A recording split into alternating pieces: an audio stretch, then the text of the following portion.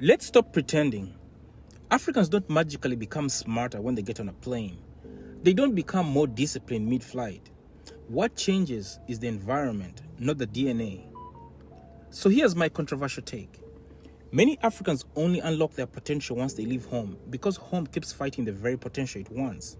I need you to say it with your chest or disagree with me in the comments. For those that do not know me, my name is Timothy and I run a WhatsApp group for the Black Diaspora, a place where we study the moves the world makes around us. Every day, we break down global shifts, political patterns, and the power play shaping Black futures everywhere. We also host a Zoom meeting every last Friday of the month. Both links are in the bio. Abroad, you're not battling gatekeepers who feel threatened by your ambition. You're not navigating tribal politics just to get a job. You're not bribing your way into opportunities that should have been yours by merit. And you're not shrinking your dreams so an elder doesn't feel disrespected. In the diaspora, the system doesn't love you, but at least it's consistent. At least the rules don't change because someone woke up in a bad mood. And at least you know what happens when you work hard. Something moves. But back home, you can work twice as hard and still go nowhere because someone needs to approve your progress. And I think that's the major difference. Abroad, Africans see something they never got at home. Visible everyday examples of success. A cleaner owns 2 houses. A taxi driver has investments. A nurse builds wealth. A barber has a retirement account. You see ordinary people doing extraordinary things because the system allows it. And suddenly, your mind snaps open. You start thinking, hey, wait a minute. I don't have to struggle my whole life.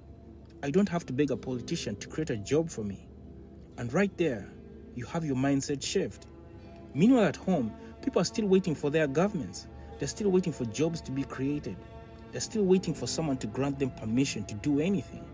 And that waiting kills potential. So that leads me to this question. Why do diaspora ideas fail at home? People return home full of ideas, full of systems, full of strategies they watched work in New York, only to realize they're trying to plant roses in a desert.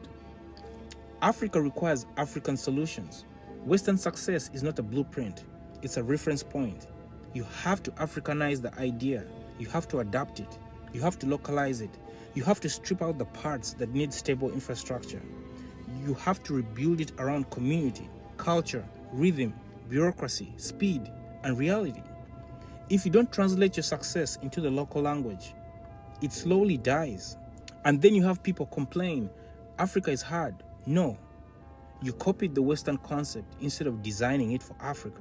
So yes, Africans often grow faster abroad because growth requires oxygen, not obstacles, but real power, real legacy.